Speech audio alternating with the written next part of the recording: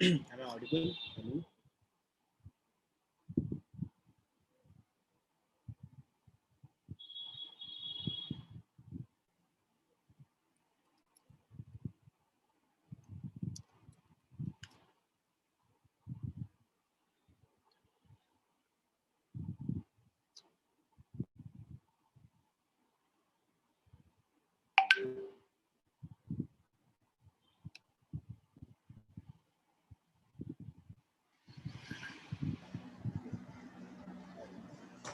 Dave, I can't hear you. Okay, Can you hear me? I can hear you. Dave, your voice is very faint. Get my earphones. Just a second.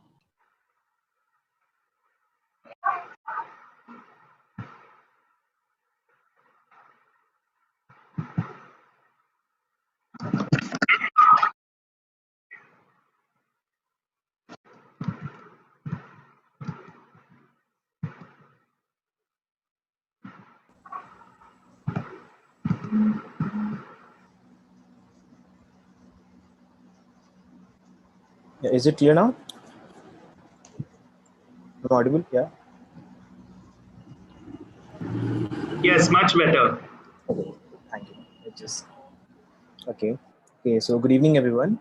Welcome to the CV and resume building sessions conducted by CEDE. My name is Devrat Arya, and I will be the moderator for today's session. So those of you joining for the first time today, I would like to give a brief introduction about CEDE. CEDE was founded by Advocate Disha Vadekar, Advocate Avinash Mathews, and Professor Anurag Bhaskar. The objective of this organization is to reduce the gap in representation in both the legal profession and the judiciary. With us today, we have Advocate Surbhi Karwa and Avinash Mathews as the host for today's session. Ms. Karwa is a researcher in the field of gender and law and a former consultant in the chambers of Senior Advocate Indira Jason. Mr. Mathews has worked as an advocate at Shardul Amachan and Mangaldas Company and will be moving to the chambers of Mr. Ninad Lord to the practice in the Supreme Court of India. We would like to thank both of the panelists for conducting this session. And without any further ado, I would hand over to our panelists to continue the session. Thank you.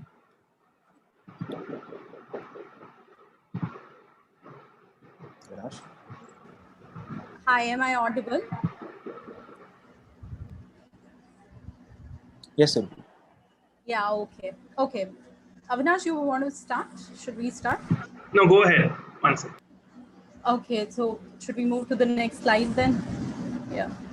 I think you will have to coordinate that bit because you are sharing the screen. Apologies, my brother just walked into the room. Yeah. Okay. So we can start, I think. Welcome everyone to the CV building session. I'm trying to figure out how to put my video back on. Let me just. Okay. Yeah. Sorry. We will try and do the best that we can to help you out. Okay. I think just we want to start off with some caveats.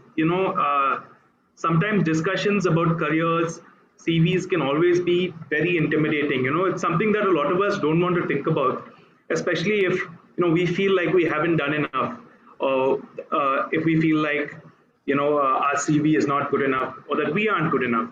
And so don't worry about it. Don't get intimidated. Remember, you can only get better from here, and this is the best you can do with the sort of resources that you've been given in the situation that you've been put in. A lot of this is not up to us.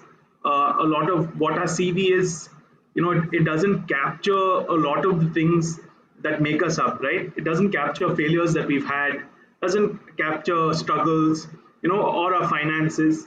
And a lot of you have applied to CEDE, and you've seen our procedure. We try to make it more nuanced, right? Where we look at backgrounds and such.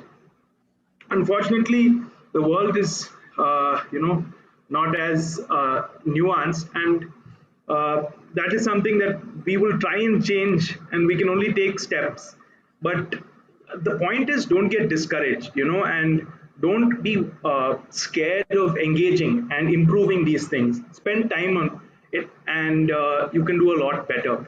Okay, Surbhi, why don't you go Yeah, ahead? yeah, yeah, yeah. Is my voice all right? Yeah. Okay, yeah, as Avinash said that the session can get a little bit of overwhelming, and I can imagine even when I was in my students' years, I didn't want to think that what's going to happen after 5 years.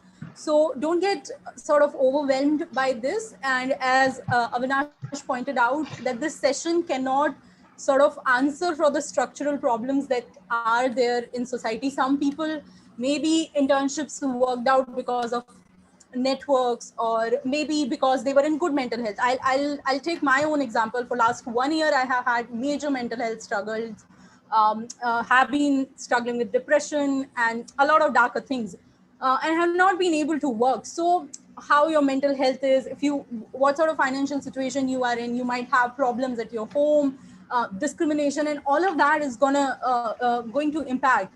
So our CVs, as of now, the way CVs culture stands, does not capture all of that, but still CVs are sort of they can't be divorced from the person you are. So we can talk about how we can build on CVs, and as Avinash said, it's going to improve from here on. So continue asking for help, reaching out to people, write mails. What's the worst that can happen? I used to write mails to professors seeking if I can work with them, if I can research with them, even for job opportunities. I used to try that. So what's the worst that can happen? They might not respond, or they might respond little negatively. You got nothing to lose out of that process. So feel free to reach out to people, to ask questions and to seek help, and especially to people associated with CEDE, because that's what CEDE has been trying to do. So these are the caveats with which we would like to begin, that this may get overwhelmed. So don't get completely worried out of this. Now the format is, can you move to the next slide, Avinash? Yeah, so I'm going to talk of first format, and then we will go to content, and then Avinash will take you to each of the sections of your CV, and then in the end we will also show you sample CVs, and then take up your questions. Devrat and Hamsadwani would be coordinating that. Now coming to some basic format rules. One is that check for spellings, check for typos. If you're writing to someone in your cover letter, make sure that you've gotten their designation right. If they're a doctor, if they're a professor, you've gotten their spelling names, spelling right. So always check for grammars, spelling, typos, read it, make someone else read it, justify your CV. And I've seen people not doing that. Use simple fonts, Times Roman. We'll show you the kind of fonts that I have used. Font size, make sure sometimes your CV would be printed, so 11, 12, that's good enough. Make sure that it's not too big or too small. Line spacing, don't use 2 line spacing. 1.5 is ideal. Don't use 2 line spacing, and don't use those templates that you see. I think they're available with MS Office online, those designer. I mean, I personally don't prefer them, and in my discussion with Avinash, we both agreed that we sort of simpler ones look better. So maybe avoid that. This was largely about the grammar and the format bit of it. This will get clearer when we also show the sample CVs, and as we go on about each section. The next slide, Avinash. Yeah. Now coming to the content, page limit 2 to 3 pages usually is there, but don't get pressurized to fill in entire 2 pages, or don't get pressurized to mix up everything in 2 pages. It's not that it's not set in stone that you can't take it to 3 pages. The key is not the page limit. The key is that you should be sort of be able to justify to yourself, and when you are on the basis of your CV, there will be interview, you're able to justify in your interview that why there is that one particular line. Why is it there in your CV, each line, that why have you written, what is it saying about your experience, or about your writing skills, or about whatever, about your academics. Be sure that why you have mentioned each line.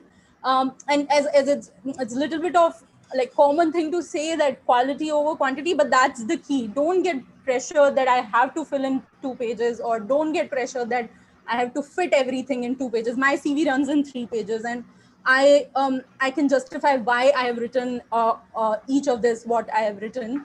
And we'll see in the upcoming slides as well. The key is not to sort of just chronologically put everything under the sun that you've done. The CV has to be contextual in the sense where you are applying. I'll give you an example.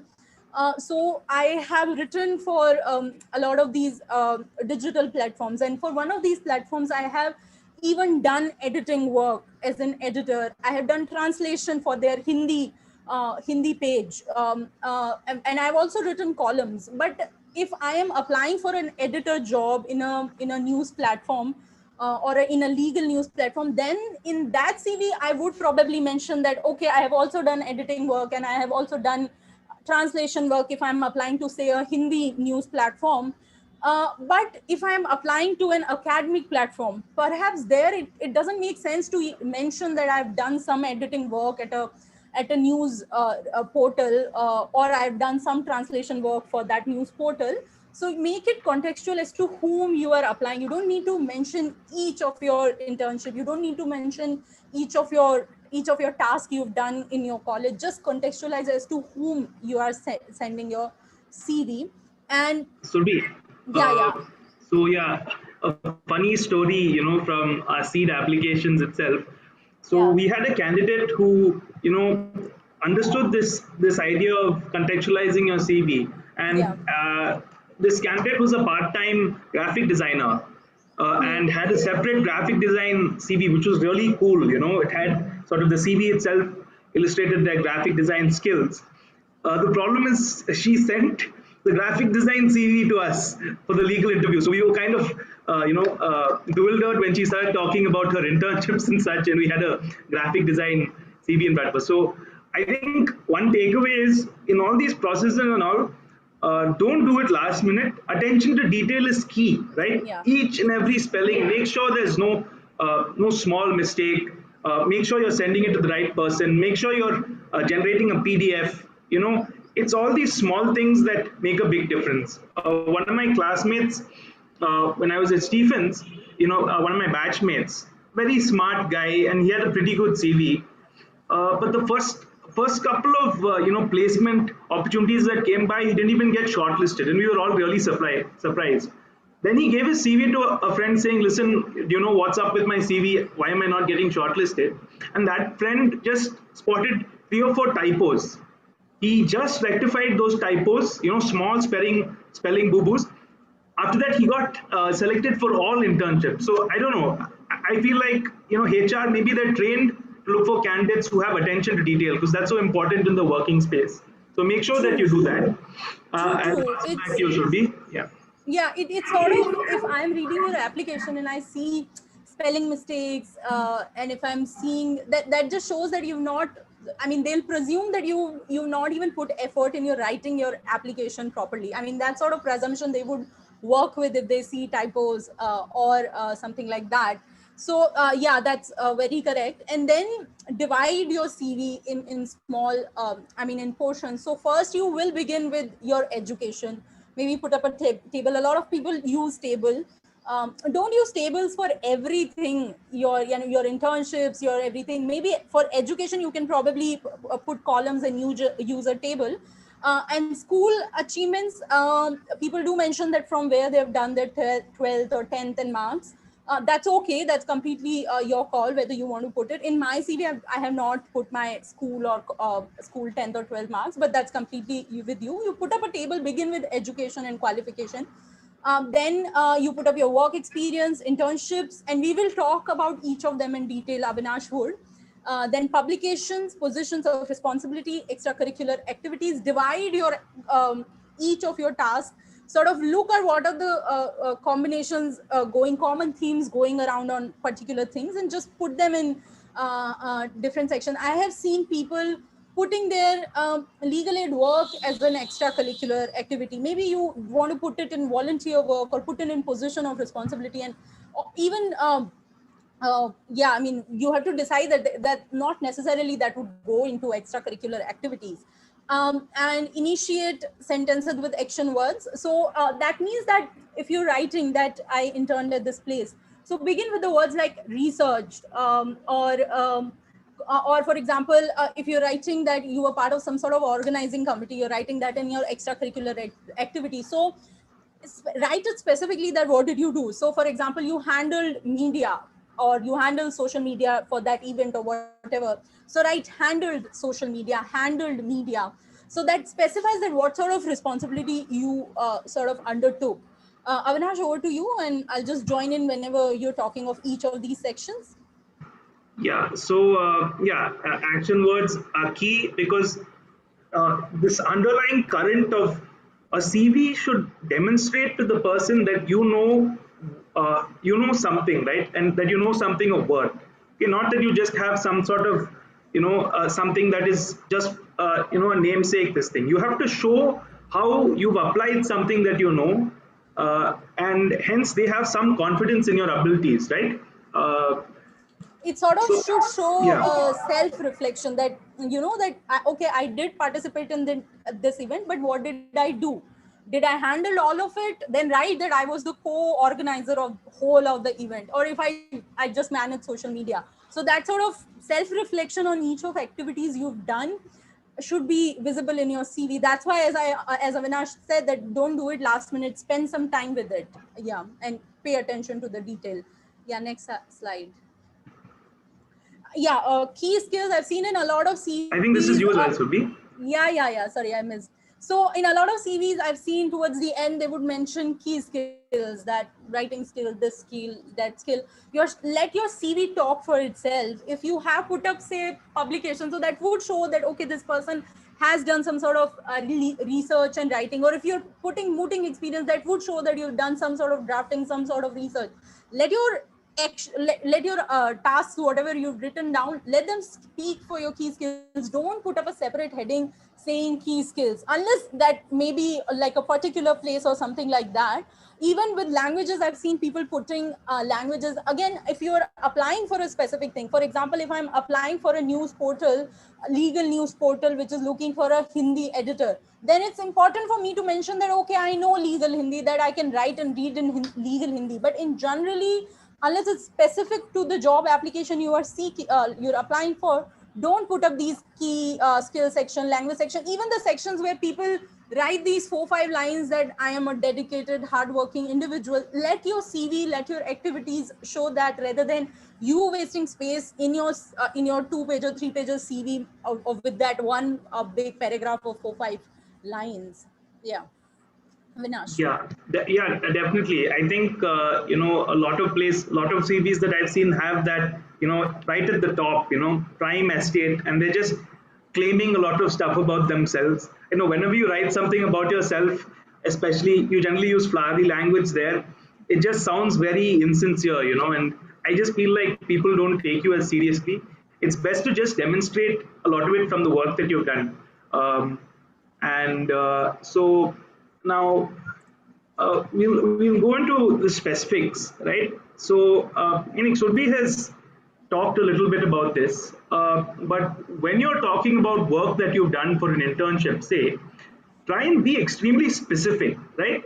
Now, if you worked on the Arbitration Act, say that you researched a point in the Arbitration Act, and you can even talk about that point. That will depend on how much space that you have, because this is interview fodder, right? The stuff that you're writing here is what they will ask you about, and hopefully you've done your work diligently, and you will be able to answer that, right? If you just said I've done research in an internship, when you're an interviewer and when you're looking at a CV, you're generally quite bored. You've seen so many students, okay, and then you're trying to figure out some question. The easiest way to figure out a question is to just look at something on the CV and ask them, you know, and that would count for your next CEDE interviews as well.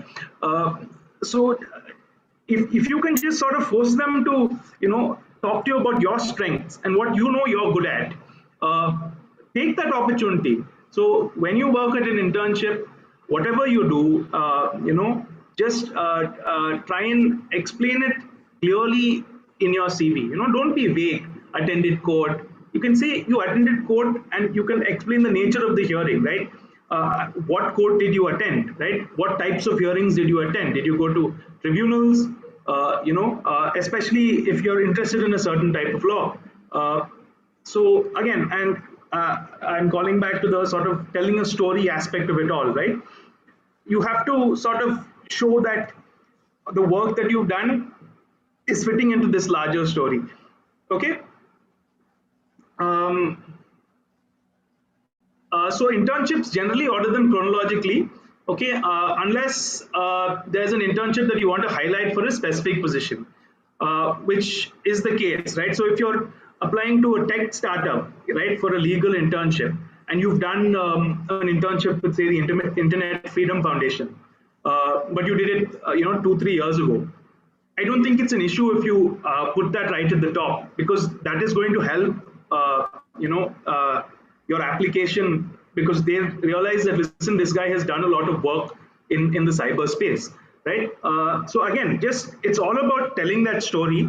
So it's not hard and fast that internships have to be chronological, right? So you needn't include all internships if you have done many. So prioritize the relevant ones.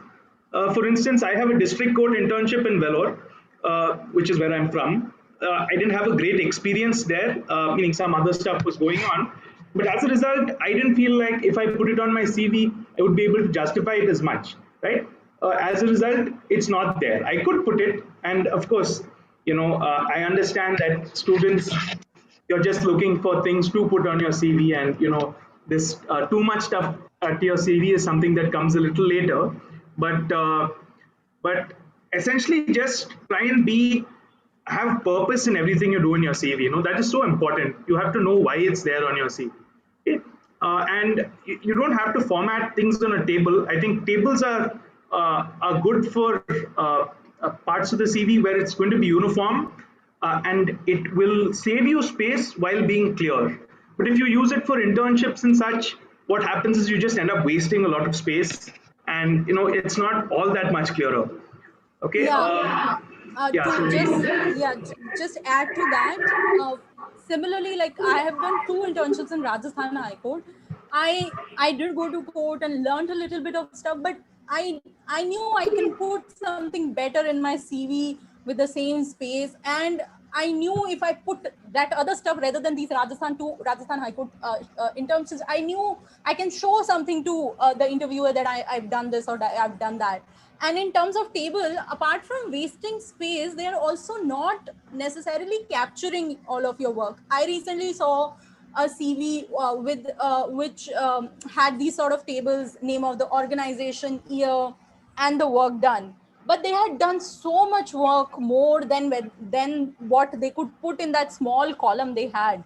So it's better to use these bullet points, not entire sentences, but just bullet point beginning with the the describing word that I researched or handled cases or something like that, rather than tables or long big sentences.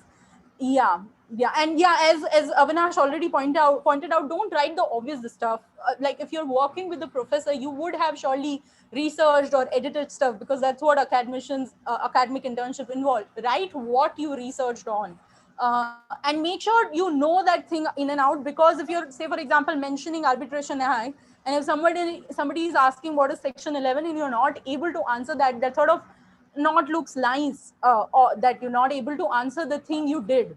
So be sure of what acts, what themes you are mentioning you worked on, and be prepared to answer questions on them. Yeah.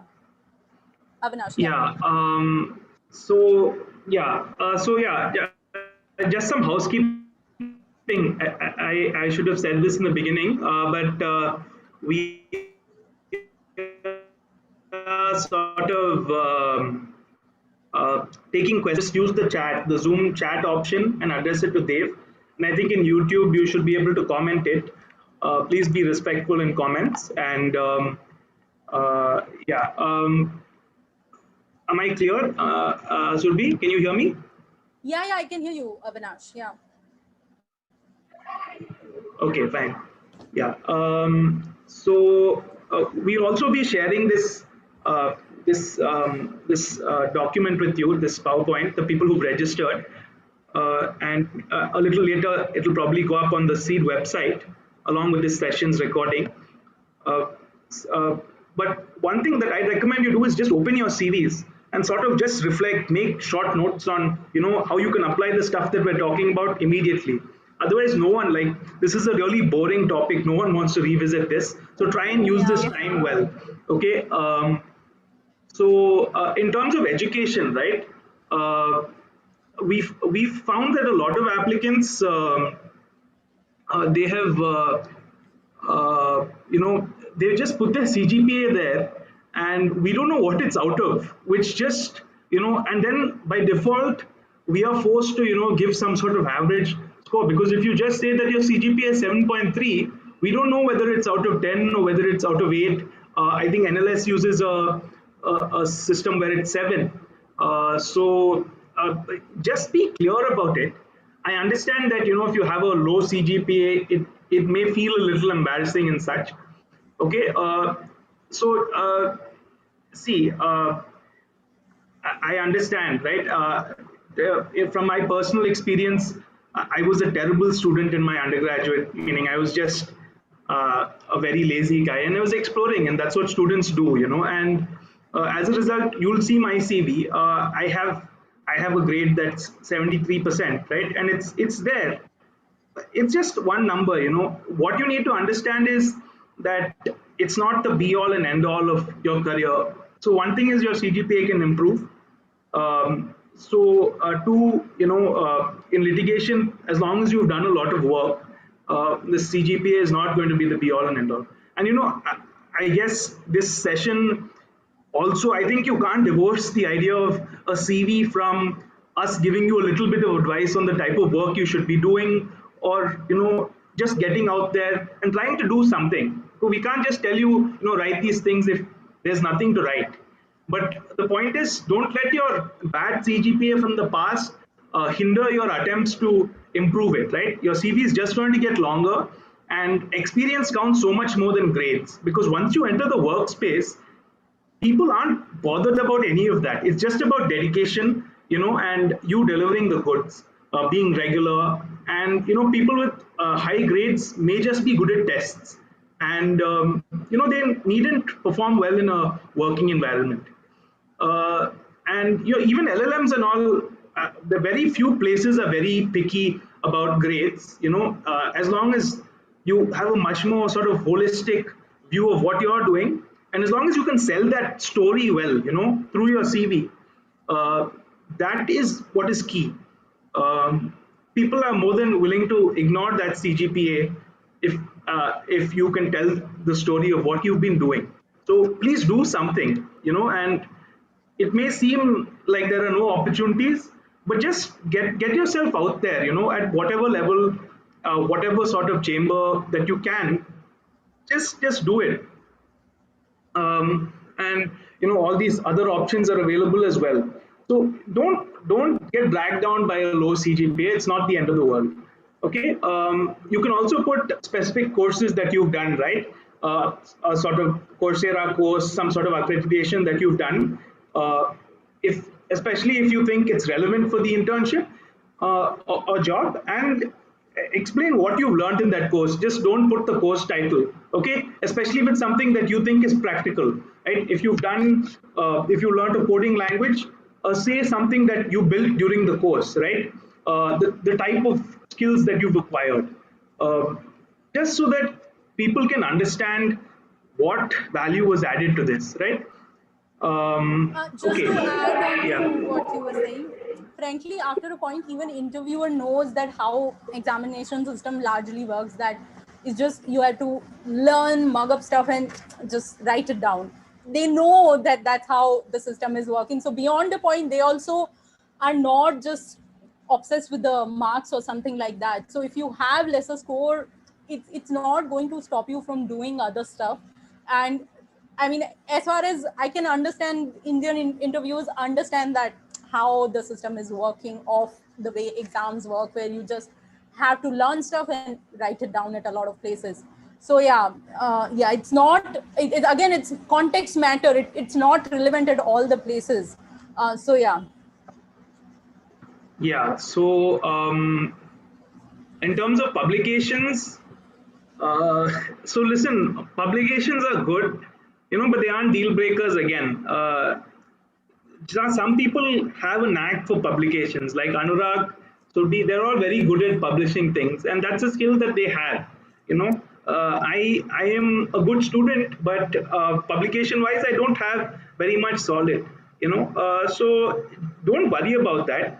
Just try when you're writing. Don't be worried that, oh, I need to get myself out there. Try and write quality stuff, okay? Because that means so much more to someone who's looking at the CV.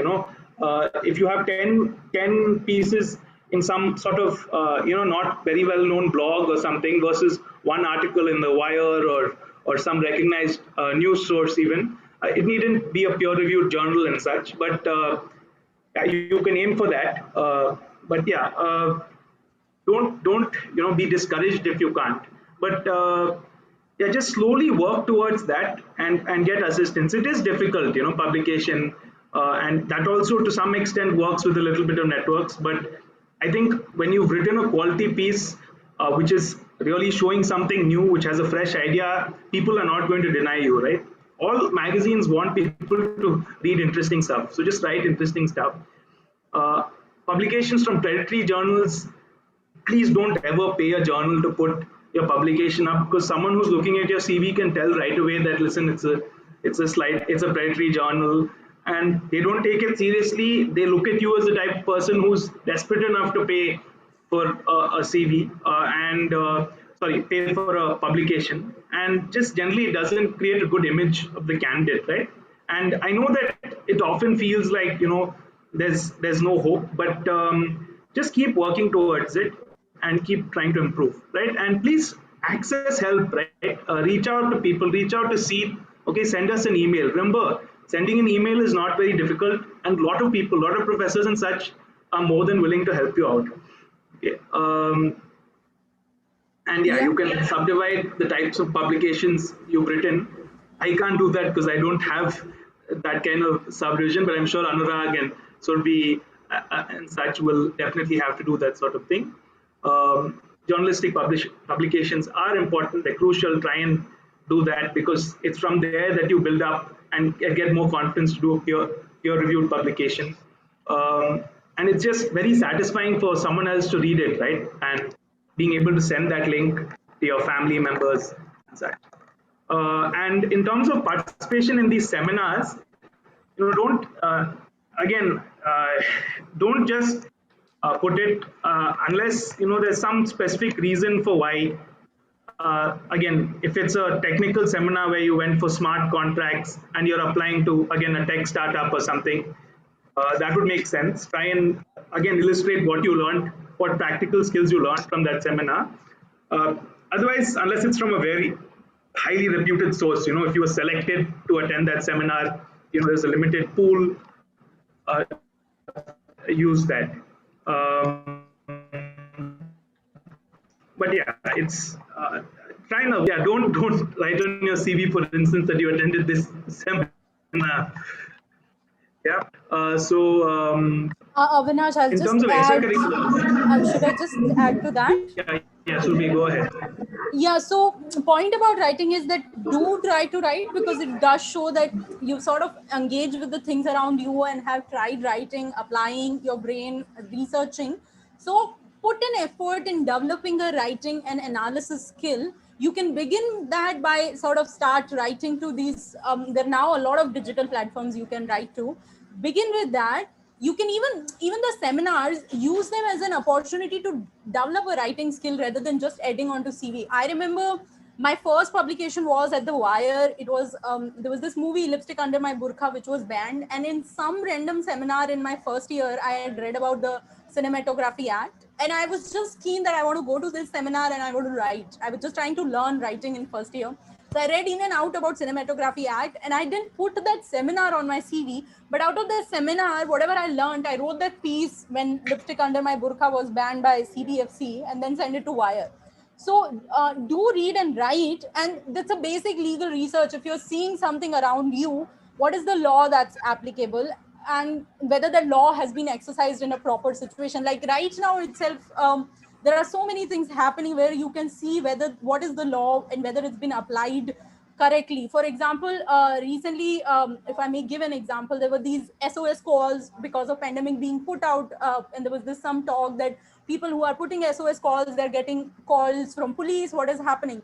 So, as a law student, what is your what legal research you can do there? So you look at the fact is that okay, there are people putting out SOS calls seeking help, and then police is sort of calling them. That's the allegation. So what is the law? What is the law that police can use to do that? Maybe Act, maybe Essential Commodities Act, some law on black marketing or something. And then you write that whether that is correct application of law. That's the basic legal research. You can write and send it to some publication. Don't use this idea. I've told this to a lot of people by now. But just an example that how you should attempt to write, but don't pay for these predatory journals. And there are a lot of examples you'll see that call for applications, pay 1,500, get publication. Don't do that. Yeah, moving on. Yeah. So in terms of extracurriculars, so again, this depends on the stage. So how much you dedicate on your CB to extracurriculars depends on the stage of life that you're in.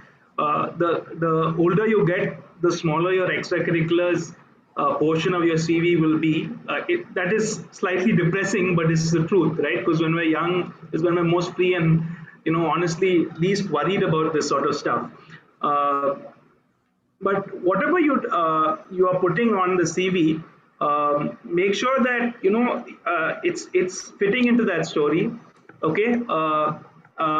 So, for instance, if you're doing debating or quizzing, you're trying to sort of cast a picture upon the interviewer that you have an analytical mind, or that you're very curious. If you're doing dancing and theater, you're trying to show that you can, one, you're very confident, because you're used to performing on stage. Two, you're creative, right, and can think out of the box. So it's that sort of thing. Make sure that you also show, like a lot of us work in college fests. I worked in, debating tournaments, and just try and show how you contributed, right? So for instance, in a debating tournament, I used to work on the tabulations, which is sort of a team that sets matchups and such, where you need to use Excel. So I talk about that, right? A skill that I learned while doing this extracurricular activity, right? Which is also adjacent to the actual activity. Debating isn't about Excel, but try and show how your association with this has given you some skill, whether it be leadership, and just by the work that you've done, right? So yeah, and teamwork and such is very important, especially for sports. Try and show that, and they are very important. I think organizations realize that people who can play sports for a team are good leaders and are willing to take responsibility and such. And a lot of that is a lot more important in the workspace than your grades. As long as you don't come off as as long as you don't come off as completely clueless in the interview, where you've read your stuff and you know your stuff. If we're talking about mooting, so mooting is something that Surbhi and I haven't done, honestly, for various reasons. Either we weren't interested in it, or different things came up at the time. But it's a great activity, definitely. So if you get into it, whether you want to dedicate a separate section to it would depend on your achievements, how proud you are of your mooting career, and where you're applying, right? If I think generally corporates and even litigators appreciate mooting because it does show that you have researched something for a long period. Okay, and again the same thing. What have you learned from the moot? Right, you've done what, 6 months of a long period of research into something. Explain what you learned from the moot. What area of law you probably know more about than they do, right? And law is a lot like that. Often a student can know much more than the person interviewing them, and it's just a sort of power game of sorts. So just try and show that. and yeah, so and do all these things as well, right? I think those are very important. I can say put it on your CV. To put it on your CV, you have to do them. Get yourself out there. Mooting and such, help someone with research. Mooting is such a good tool for learning how to break down problems, research things. It's just a good mental stimulant. The whole activity, though time consuming, it's good for your growth as a lawyer. And a lot of people just don't like interacting with the law through academics and just memorizing something before an exam. And that way, this may be a good activity for you if you're that kind of person, right? Yeah, just And to yeah, add, that's about it, I think. Yeah, I'll let Surbhi expand, and then we're almost coming to a close. Yeah, so extracurriculars might be relevant for some of the scholarships if you're applying for scholarships and all. So do hold on to them and try working around them if you have some sort of extra interest in something. Yeah, that's all I was saying, that they, at least at some places, extracurricular activities, if you've done, they count. Don't mention your school that you were a head boy or head girl in school, unless like it's really something specific, that you were a state player or a national volleyball player or whatever, or you are a trained dancer from a particular school, because I understand music has these classes separate, entire school and all of them. So unless like that, you may mention your school achievements, but don't mention your school achievements after a few years of law school. I mean, first year, second year, third year, it's fine. But once you've graduated, and like if you've worked for 1 or 2 years, it's not a good idea to keep on putting your school achievements in. Yeah. Yeah, definitely. Telling what stage you're at is very important. When, for instance, my parents are doctors. They used to interview people for MBBS and MD seats, and my dad said MBBS, they were always looking for people with a lot of interests and talents, because that showed a lot of learning. But once you reach the MD stage, if someone came and started talking about the theater they did, they just wouldn't take them very seriously, because at that point, they expect you to be a little more serious on the sort of work that you'll be working towards. And so they'd expect a lot smaller component of that. So yeah, most interviewers think like that. So yeah, just to finish off, right? Just sit and take time to do CV drafting. CV drafting sucks. It's the most boring exercise ever.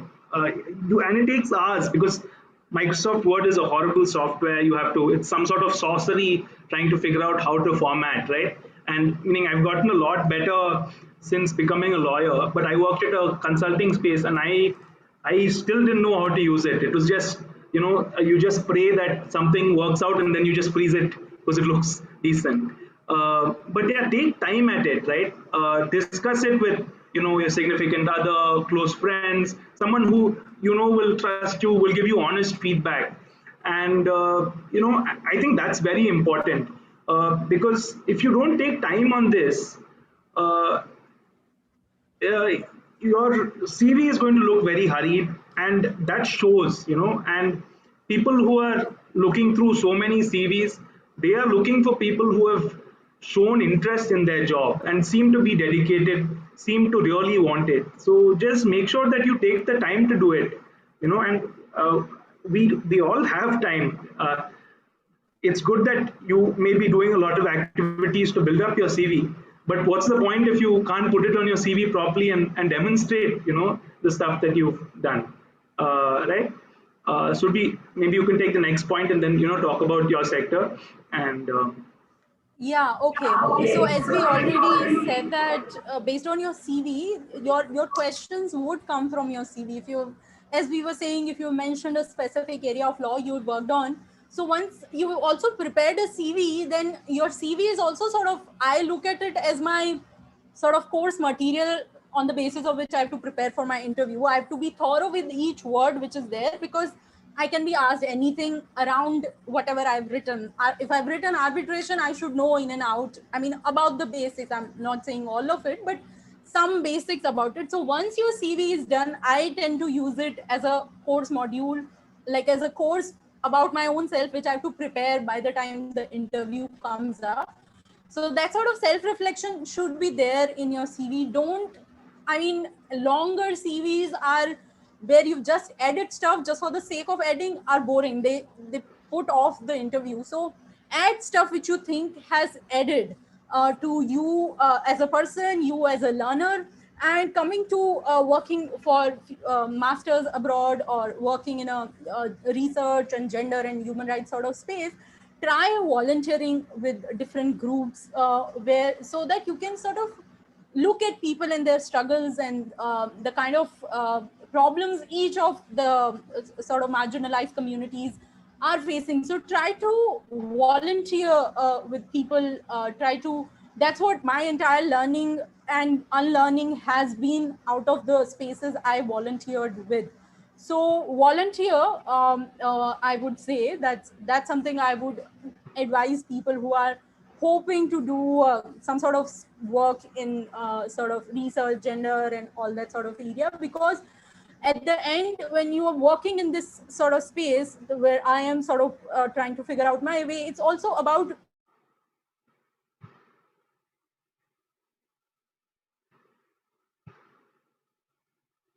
Surbhi? Surbhi? I think we seem to have lost Surbhi. Uh, so I'm sure she'll come back and maybe she can finish her thoughts then. I will sort of talk about the corporate sector. Now, technically, I'm not a corporate guy. I've sort of got a litigation CV because that was something I was because very of your interested in. Surbhi?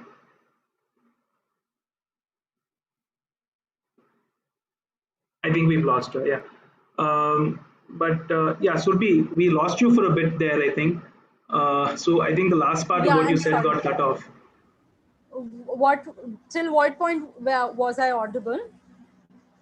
Uh, Towards the latter point, it wasn't very clear. I'm sorry. So, like towards the end, Oh, okay. yeah. Okay, I was just saying to volunteer with different sort of groups so that you can sort of reflect on your own self that what is it that you have that other people might have been denied because of various things which are not in their control. So if you are looking to work in spaces like that, like human rights, gender, what helped me as to grow as a person and to learn and unlearn is to work in those sort of spaces and volunteer. So that's something I would advise people who are hoping to work in gender, constitution, these sort of areas to just self-reflect through volunteership. And if you have done that, also sort of adds onto your CV as well. Avinash, yeah, that's all. Yeah. So I'm not a corporate guy. So I'm not the best person, but since I work for a firm, I'm moving to a different place now. But since I work for a firm and have sat for those placements, one thing that you need to realize is a lot of this stuff doesn't come naturally to us. To most people, uh, what interviewers want, what corporates are looking for, right? The type of answers they're looking for. A lot of them have these sheets that they want you to fill up along with, just giving your CV, various questions and such. What is the tone and tenor of those? So I think the best suggestion I can give you is reach out to someone who has gotten into that firm or gotten to at least into some place that is very similar, right? You can do that via LinkedIn, or you can just reach out to see if you don't know seniors and such. Just reach out to someone, try and do your research, your background on the firm, and make sure that you understand what they expect. And generally most corporates, they're just looking for people who will work for the corporate for the next 10 years because they're putting in money to train you. They don't want you to just jump ship. And a lot of this sort of thing doesn't come naturally. Like what may come naturally to you is a social justice thing. I think as humans, realizing that something is unjust is a very natural feeling. But sucking up to a corporation often isn't, and sometimes you need advice for that because I really struggled with some of my interviews, and then I was lucky enough to be at Jindal, which has a fantastic placement cell, which I didn't know about and took help from far too late. and they were able to give me so many insights to filling these forms and such, saying like, no, you can't write that, that's such a stupid thing to write, because though it may feel very instinctive to you and right, it's not what they want to hear, right? And I know this sounds very cynical and such, but sometimes that's the harsh reality, and if that's the type of thing you're interested in and the type of work that you want to do, uh, just ask around, and get advice. I think that's key.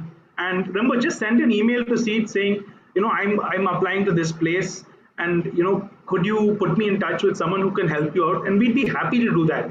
And I think that is what we are trying to build up. And so just remember that if you need help, there are always people who are going to help you. As it is, even people who work for corporates, their instincts are towards justice, towards social justice, and towards helping people out. I'm not going to go into too much detail about what you want to do for those sort of internships and those interviews, but definitely know your stuff, right? Yeah, know your company law, know your contract law, know your arbitration, and even some sector-specific things. Develop certain specialties. That's very good, because firms are always looking for someone to help out.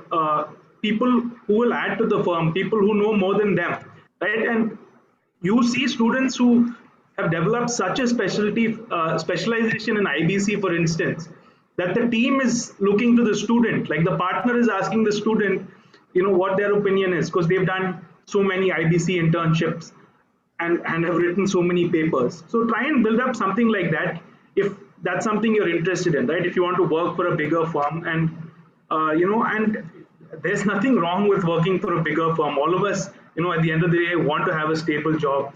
It's not the worst thing to do, right? But if you want that, you have to do the work and show that you have something to add. Okay, I think we can take questions and then look at the CVs. So then we can show you through the CVs, and also like I'm feeling bored now listening to my own voice. So I don't want to subject you guys to it anymore.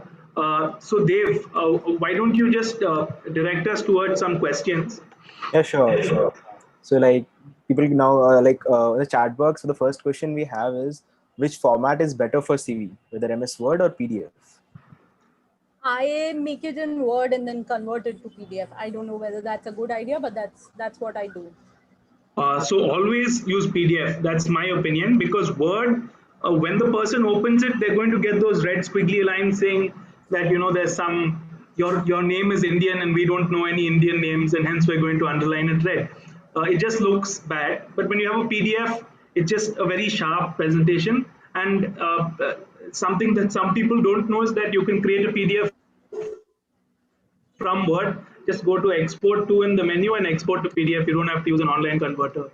But always PDF. Yeah, always send a PDF. That's true. But I do use Word to make the CV. The second question we have is, students who are the intersection of law into the fields, example, law and technology, but are not lawyers. For example, a political science student working towards a more inclusive tech space, how should they apply for position which involves law and legal proficiency? Avinash, are you taking that up?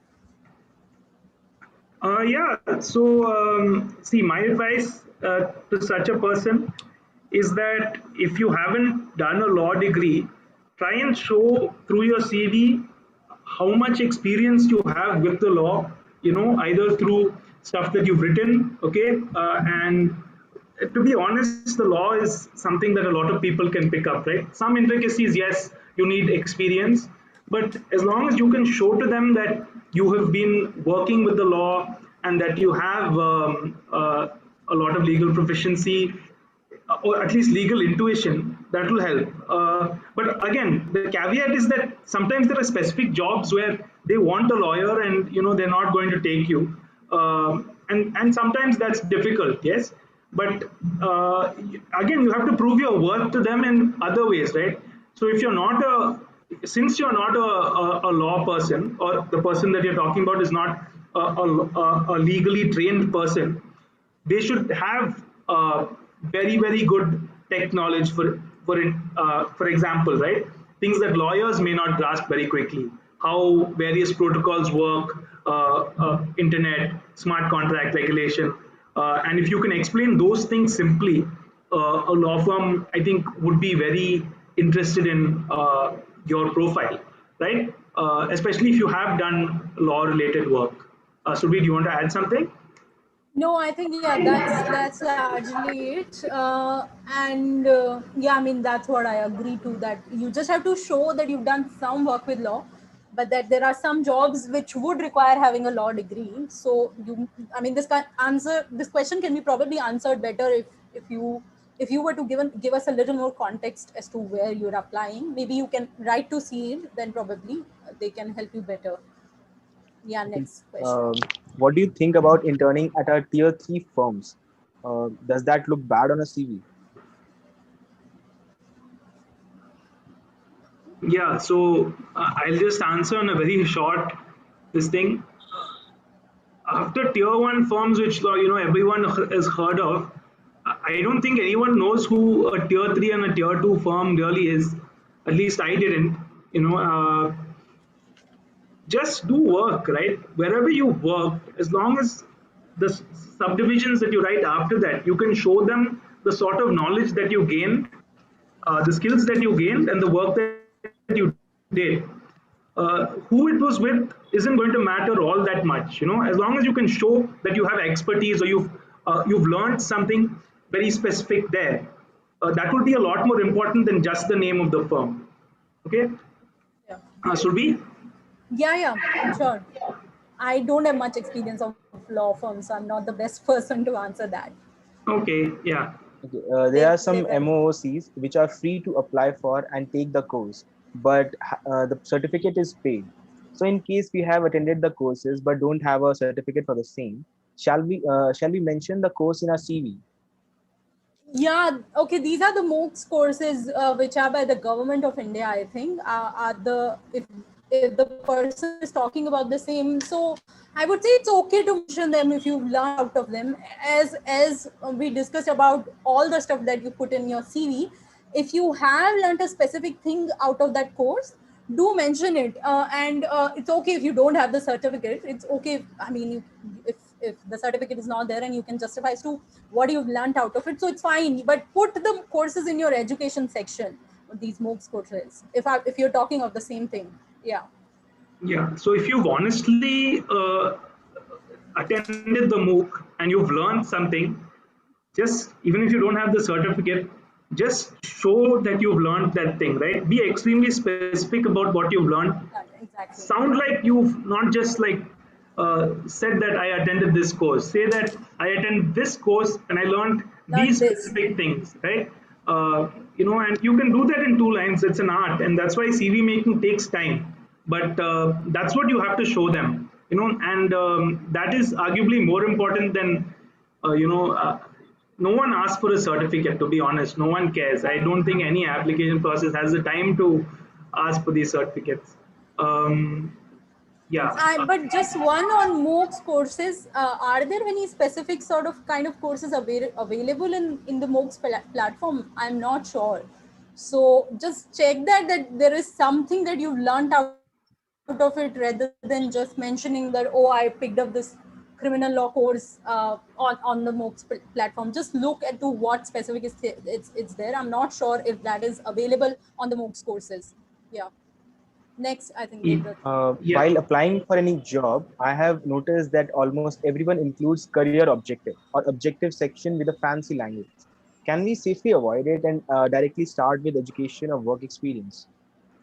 Yeah, I would say don't write that. That's if you do want to sort of speak as to why you are applying for the job, maybe cover letter is the place. But don't write those fancy words that I'm dedicated and I'm sincere. Let your CV speak that you're dedicated and you're sincere and hardworking. Just directly jump onto your education and then your work experience. I wouldn't add them to my CV. Probably talk a little bit about it if required in the cover letter, and there too not in these fancy words. Avinash, if Yeah. you Again, I don't think that's the place. The CV is not the place for that sort of thing. Um, in the cover letter, when you're talking about your career objective, don't just boast about yourself saying I am this and I am that. Just sort of say that these are my goals. I'm a student who is very interested in the tech space, having done a lot of work on these things, right? Something like that, where a picture of you comes out, is a lot more relevant than just saying I'm dedicated. Everyone can say that they're dedicated. You have to show that you're dedicated with your record, and that's what speaks for itself. So yeah, just to avoid that sort of thing, I don't think that we do section. have a question on cover letter, so we can talk about it. I think there are some questions on cover letter. Devra? Yeah. So just a second. Yeah. The question is by Ambrish. How to go about cover letter? What can we add extra apart from the summary of the CV? You want to go first, Avinash? Um, I think you can go. I'm not very good with cover letters, to be honest. I haven't written a cover letter. And I would invite Anurag also to speak about cover letters, because he will be. Yeah, he So I would. will unmute him. Yeah, Just give me a second. yeah. Yeah, but Surbhi, go ahead. Okay, yeah. So first thing, please get the name and designation of person you are writing to, correct? Because people are little specific about that. What approach I have taken on cover letters is sort of to answer three questions. It shouldn't have been oh, I am this, I am that, sort of a boasting sort of space that, oh, I've done this, I've done that. It's simply to introduce that, okay, I've done this. That's the first question, that what you've done till now. Second, what do you plan to do once wherever you are applying? And then to talk about that, okay, once you've applied there, how does it fit in your larger scheme of things? So what you're doing right now, what do you plan on to do the place you're applying at? And ultimately, what do you plan on to do after that? That's largely has worked out in sort of my foreign applications, or in the kind of space I am working at.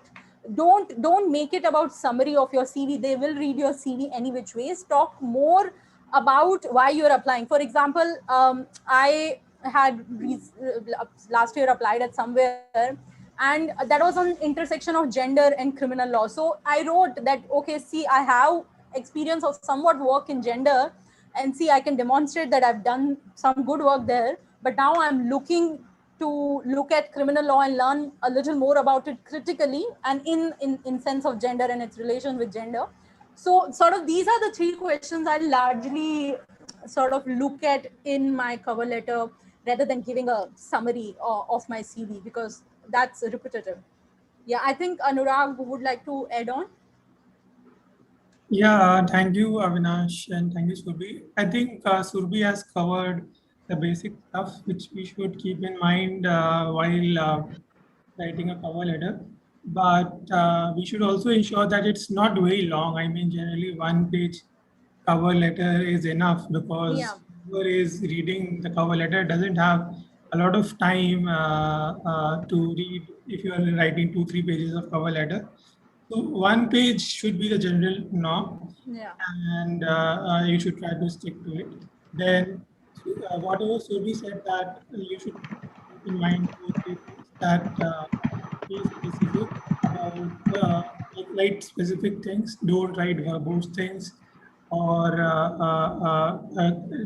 write things which are like context in context to wherever you're applying. So, say if you're applying to a human rights organization, then don't write about your experience with arbitration firm or something. I mean, you have to be contextual. And then the three things: that why you want to apply there, what skills you have from your work in the past, and then how working at that place would help you out, how that would be a learning experience for you. So if you can demonstrate these three questions, then I think it would be a good cover letter.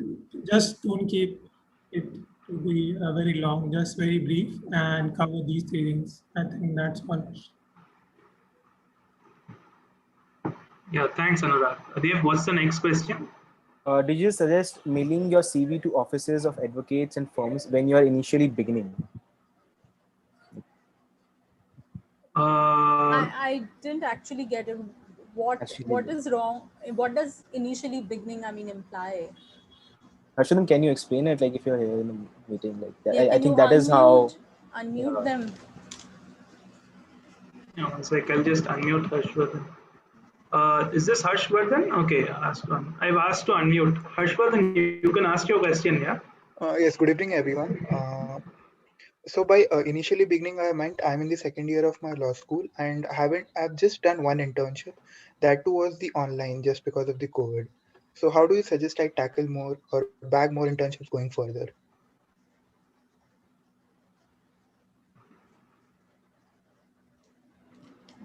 Yeah.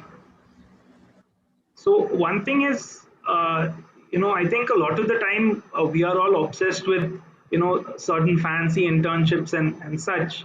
Often an internship where you just every day going to court or, doing something in the office is a lot more important. And, there are a lot of advocates around. Just see, advocates, to be honest, are slightly hesitant to take younger students generally. Even with CEDE, we've been seeing a lot of preference towards older students, understandably.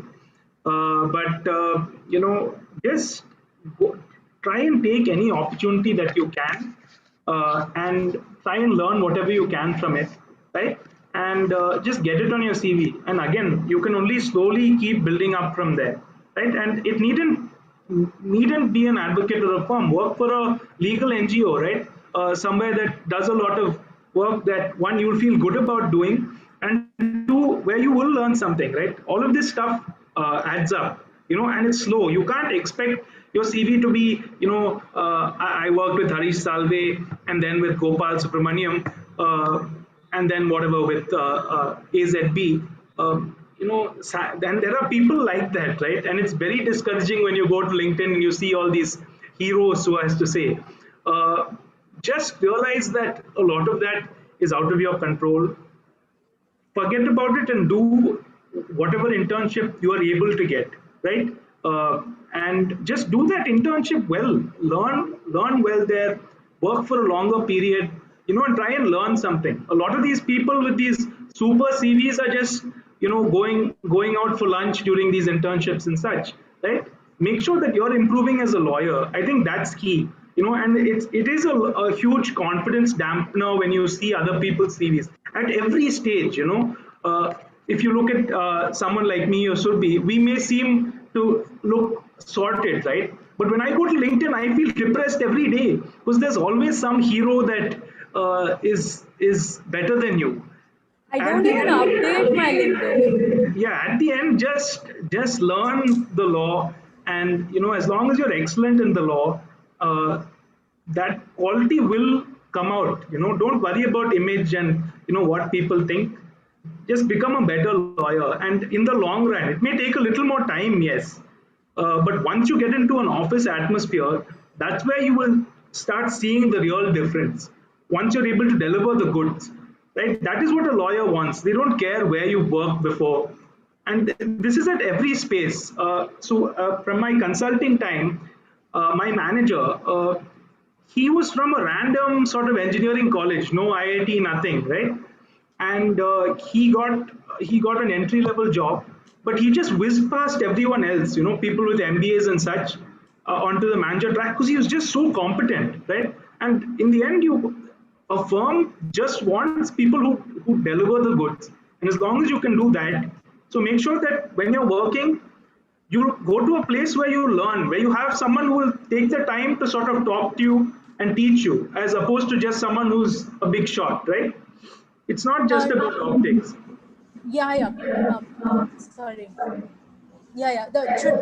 Can I add more to that, Avinash? Please, Are you done? please. I'm so sorry if I cut you in between. I thought you were No, I was done. finished. Yeah.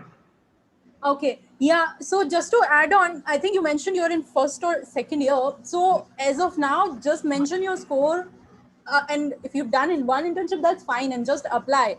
In first year, that's all all that you can do as of now. So it's fine, you've done enough, and just apply. Don't think that whether to apply or not. It's fine as for first or second year as your CV stands today. And second thing, this thing about working at a place or a big name, this was, I also get this question asked often in terms of letters of recommendation which you are asked for when you apply abroad. So that I heard someone saying that, oh, they will get LOR from someone, a big professor in India, and of course that would look good. Even if you're getting an LOR from the president of India, but if you can't show content in your LOR as to what you've done, that wouldn't count. It merely because there is a big name, it wouldn't count if in terms of actual work, if you have not done. So it's not about having an internship, it's about what you are doing at an internship. Similarly, in an LOR, no matter how big your name, the person recommending you is, if they do not have substance to add to your letter that this person did this, that, it wouldn't count. A big name cannot take you way ahead if you have not shown work, and if you have not shown what you've learned and what competence you acquired out of it. So yeah, don't be worried if someone has a big name on their CV. As Avinash said, they might just have been having lunches with them, and that doesn't make you a good lawyer. Can I add a point? Please, please, Anurag, go ahead. So just a point here that it would reflect well on your CV if you have worked with someone for a longer period of time than saying doing like internships with different people for a smaller time. So Surbhi was saying that for like foreign applications, but even if you're applying to someone, say if you have worked with a lawyer for 3-4 months, that would reflect well on your CV instead of say having worked with 2 lawyers just for 15 days or a month.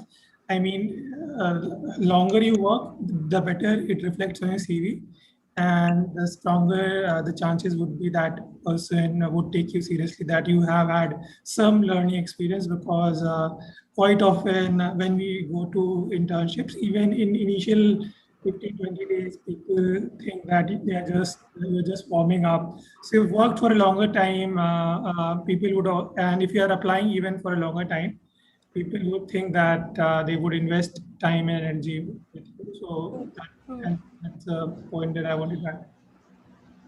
Yeah, just to add on to that, you may, like, if you are hoping to work in a research space, maybe write to a professor and seek to work with them for a longer time. As Anurag said, that may add on to your CV. Yeah. Avinash, you have. I agree completely with Anurag, and I understand the barriers, right? It's difficult. Most of these people won't pay you. It's difficult to work for 3 months, while you're doing your classes often. But sadly, this is some level of reality, and we just have to do our best. If you get the opportunity, and as long as you think you're learning from that internship and not just being exploited, and as long as you feel like it is adding to you, make sure you do it. Get into a good workspace and do your best there. And hopefully CEDE will help with that, right? These internships that we're giving you isn't just so that you can put it on your CV, right? We're trying to get your foot in the door at a lot of these places. And so we really want you guys to do well at these internships, right? Show these advocates that you are hard workers and that you deserve to be there as a matter of right as much as anyone else. Okay, and I think that is how we are going to make long-term change, in people's minds at least. Yeah, Dave, what's next? I think just a couple more questions. Yeah, the next two questions have already been addressed in our previous answer. Okay. So the next question will be like, till this day, I have had all my internships in litigation. However, I realized that through the course of time and that I want to move my career in the field of IPR and IT laws. In that line, I have also completed certain summer schools, example WIPO and WTO. But now, how do I bag internships in my desired fields? Well, it's fantastic if you've done all those internships and such. So you've done summer schools. So generally, one thing is once you get one internship in your desired field, from there it becomes easier. But just keep writing to people. I think, saying that you're interested and showing your interest. You can demonstrate it by showing papers that you've written. I think that is key. Talk to people in the area. Try and find out who the young people are, and a lot of it is just talking to people, and people realize that you can be an asset to their place, and you can do that through multiple ways. Sometimes you can do it through Twitter, sometimes you can just email them. Just keep applying, and if you've really done the work and you know that space well, it'll work out. In the long run, it'll work out. You'll figure something out. Surbhi? No, I wouldn't have much to add. I think you would be able to better answer this question. Yeah, so just keep trying. I know it's very competitive and such, but there's no harm in trying. Again, at CEDE, we're trying to open up these sort of opportunities to a larger field. So hopefully, again, CEDE will help out in that sort of thing. And we also are looking at your CVs and trying to figure out what the best place for you would be. And hopefully, to some extent, at least, we've been able to do that for people. So I think that's enough questions. My voice is getting a little tired, and I'm tired of listening to it. So maybe you can just quickly go through CVs. Surbhi, do you want to do that? Yeah, sure. If you're doing that, yeah, you have. So I'll just share the CVs. Yeah. If And, any questions are left, you can still write to CEDE or any of us and reach out to us. We'll answer if we have missed out on any questions, because I see there are questions. Just reach out.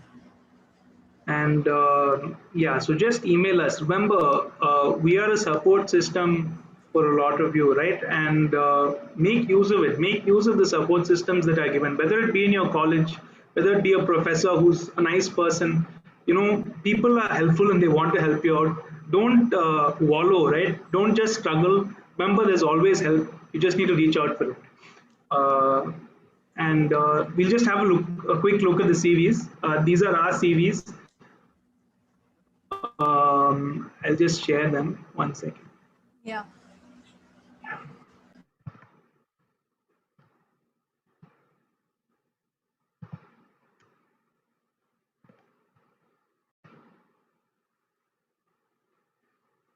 Yeah, Surbhi, so maybe you can take us through your CV and just generally some of the things that we have talked about that you've done. Yeah, sure. So see, that the one thing I wanted to point out was to have a sort of a format. So you just begin by your name, contact, then you go to education. I don't prefer tables, people do, your call. Just mention your marks or anything specific you've done. For example, I mentioned my LLM thesis. You mentioned in my CVC courses, you should mention in your education qualification, as I have done it. Then there is work experience. Can you come a little down, Avinash? Yeah. See, notice that there should be these operative words. For example, visiting faculty, National Law University, Delhi. Taught, words like taught, research, what area you research on, or for example, Delhi Judicial Academy, work for judicial education and training. And then I've specified the areas also where I trained: constitutional law, criminal law, and gender. And if they ask me, how did you do that? I will have substance to add that I sort of organize posh trainings for all workers and all the members and staff and all. So then you come to publication. Can you come a little down, Avinash? Yeah. So you mention them in two portions. So I have one articles and book chapters, and then I have op-eds, which is the journalistic publication. And don't think about journalistic publications that, oh, they're not academic publications, they don't count. They count because they show that you've applied yourself analytically and you've done legal research to situations around you. So that's the second thing. Coming further down, I have a section on public engagement because I have done a little bit of public sort of space, have quoted and given interviews to media platforms. That's not necessary for everyone to have. And I'm also sort of having a course with live law and all. So you can have these headings. Coming further down on volunteership. So for just 1.5 point I would like to mention here is that, for example, I was the convener of the legal aid committee. Now my CV doesn't have a lot of space. I did a lot of work with the clinic, but I don't have space to talk about it. So maybe I can use my cover letter or an LOR for my LOR to get to talk about it. So you don't need to mention everything. You have other spaces within your application where you can talk of different experiences. For example, if you have a statement of purpose, so then there you can use the space to explain some bit which you could not cover in your CV. And also notice that there is a format that, for example, each of the work I've done, I've just added 1 or 2 points. So you mentioned the main thing, for example, facilitator, internal committee, NLU Delhi, and I've just added 1 point of what I've done. Third, also is notice that there are timelines mentioned everywhere. Always make sure to mention the year. I have noticed in CVs that people don't do that. And then extracurricular activity, I have just little bit of 3-4 lines, maximum 3 pointers which are there on extracurricular activities that goes to the down bottom of your CV, your extracurricular activities, and doesn't have to be allowed. You can just mix and match 2-3 things and put in there. So that's what I've done with my range of clubs I was part of, and sort of gave an impression that I have done some amount of theater. So just in terms of format, can you just go back to the first page? I'm so sorry I'm making you do this. No issue whatsoever. Yeah, so if you look at the work experience, I've just added 1 or 2 points, name of the organization, year, and then 1 or 2 points. That's all. So that's the format and uniformity that you should have. Yeah, that's all. You can reach out to me if you have specific questions on my CV. Avinash, over to you. Yeah, so meaning we'll be sharing these CVs with some details redacted and such, and you can use them as a reference. But just I think the things that you should take away from it is just attention to detail. That the fonts are in a sort of uniform, they're uniform fonts and spacing, and that she has not wasted any space. If you see, she has made every part of it count, and with things that obviously Surbhi values. Now, just remember, we started off with a caveat, and now that you're seeing Surbhi's CV, and Surbhi is clearly an overachiever, right? Don't worry about it at all. We are very old people, okay? And when you are as old as us, you will also have plenty of stuff. So, yeah, just if you like, when I was in Stephens and such, I just had a 1-page CV, and I made sure that counted, and whatever was there made sense. Just one point to add, that make sure if you are making something bold, make sure to make it bold throughout. For example, in my CV, all the organizations or the main headers, they're always in bold. And if something specific like an article's title, it's in italics, so it's everywhere in italics. So just make sure to do that sort of, the way we put footnotes that they have to be uniform, make sure to do that with your CV in even smallest of things like comma and bracket close, spaces between brackets. And if I sit with this CV right now, I'll be able to point those mistakes out where I have not made sure of space and comma or footnote or full stop. So make sure of that. The way you format a moot submission or a footnote, format it that way in terms of uniformity. Avinash, yeah, over to you. Yeah, so just look for consistency, as Surbhi rightly said. Right? We can look at my CV as well.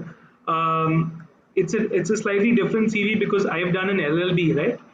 So I have a little more varied background. So I've decided to put a table for my grades and such because I have LLB. I have 2 degrees. That's something I need to show clearly. And if you look, my Stephens grade 73%. It's not too bad. Generally, DU is a tough place to get marks, but it's not a great grade.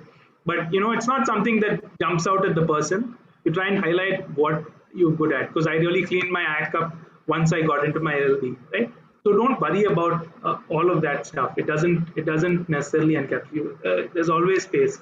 Okay, things that you think you're very proud of, things that you think are important, put them up there. Things that a potential employer really would be impressed by. Get all that stuff up top, because that's the attention span is not very this thing. So something that distinguishes you from other people, put that in, right? And so the type of work that you've done, right? Again, be very specific about the sort of work that you've done. These so I've done exactly this, right? Enforcement actions, arbitration proceedings. This is the sort of work that I did over the past 3-4 months, and those are the questions that I was asked in the interview for the job that I'm going to be joining. Yeah, and I'm proud of my CEDE work, so that is also there. And also, if you look, I was a business analyst for a year almost. So I've tried to show that I have done all this analysis, and resultantly I've gained proficiency in the use of these tools, Excel and PowerPoint. Now, the fact that I've done it in a professional atmosphere makes the fact that I know Excel and PowerPoint so much more, credible, and that I know it at a much higher competence level than me just saying I am good at Excel, in a key skills section. And then, internships. This is not chronological, as I said, because I thought for the job that I was applying to, work at the Supreme Court was important. So an internship. My story is very much a litigation story,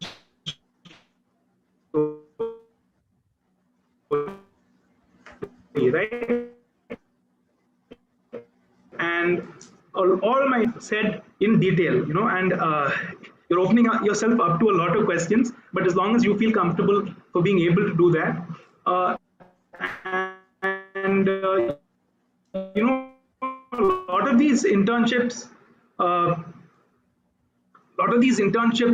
and how it works is just do well at your internships, right? So, for instance, Chambers of Advocate Ravikumar Paul is an internship I got from a reference from gets your foot in the door at one place. Make sure to amplify that and use it, to propel your career. Impress those people, and lawyers are always happy to recommend people who've done a good job. So just make sure that counts. That's much more.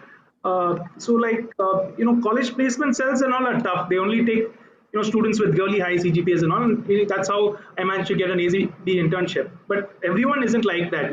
Some people just aren't good at tests, and it doesn't mean you're bad at the law.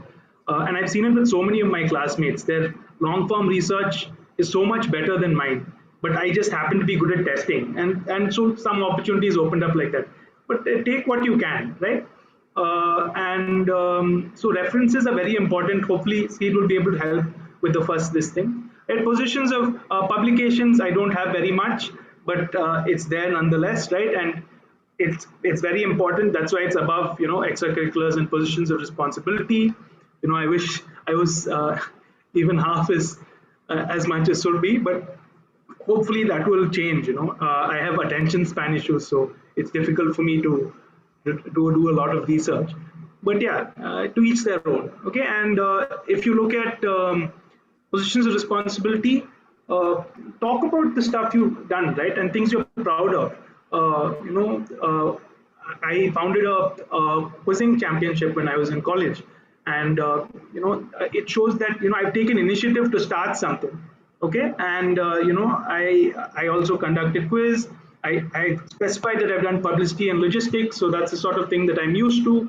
For debating, I did tabulation, and I've also shown this is something else that you can do, right? Where you try and show exactly how much of a difference you have made to something. This is sort of a result of an analytics, meaning what my CV was in the past, an analytics CV where you're trying to show that you're good at optimizing processes and such. Yeah, and moot court, I was inducted in society, I got selected to moot. I didn't end up mooting, but it's there. Yeah, this is really embarrassing for me, going through my whole CV in public, but as long as it helps you in some way, I think it's worth it. We will share all of this with you, right? Don't be intimidated at all, right? And I will show you so many versions of my CV, and I think that is key, right? do this, make this a practice, right? Keep versions of your CV so that you know that you prepared this CV for this job. Keep each date, keep each version, and I have CVs going all the way back, right? And if you look at my CV from say 31/8, it was much shorter, and it didn't have nearly as much, but it just evolves with time. So don't get intimidated. Just keep working. Work hard at one place. Impress the advocate. Impress the firm, and people will be happy to refer you. No one is going to deny hard work. So just and keep attending CEDE events. We're going to try and improve your knowledge of the law, ways to be professional. In the work environment. I'm going to stop sharing my CV now because it's been embarrassing enough.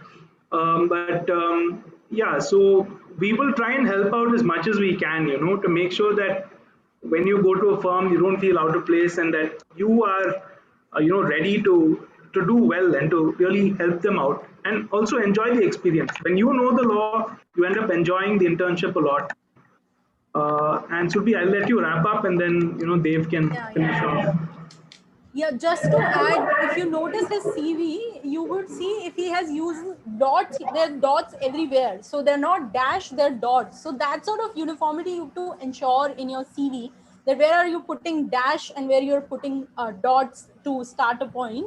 And the describing words we were talking about. So he has explained that I tabulated, or I did this, or I did that. So use those words. Yeah, I mean, this was really wonderful session. Thank you so much to Anurag, Disha, Avinash for having me here. And Devra, thank you for coordinating all of this and changes in the PPT and all. And the general advice would be to just reach out to people, try and do stuff, and do it with all your heart. That's all that counts. Names, big names would only take you to a certain extent. At the end, it would matter is that what did you do and how did you reflect on your things. And as he already said, that please don't get worried out of this workshop, because this workshop can't be answer for the structural problems. They are there, and CEDE probably in long term can be. So reach out to people at CEDE, reach out to me if you need, or if you have any questions. And the questions which couldn't be answered today, please do write to us. We'll answer those. I think that's all I have to say, Avinash. Okay, so Yeah, thanks so much, Surbhi, for joining us. Dave, please go ahead. Yeah. So just before we end, I just want to notify that we will be uploading this PPT and a few formats on our website on the Events and Resources portal. So thank you, Surbhi, Avinash, Anurag, for conducting this session, and thank you everyone for being here, present here. So CEDE is planning to conduct much more interactive sessions in the future, in the near future. So please be connected to our Instagrams and Twitter handles so that you get the following updates. Okay. Thank you everyone. And thank you so much, everyone. Yeah, I Thank hope you. it was helpful. And yeah, thanks for coming, everyone. Thank you. Yeah.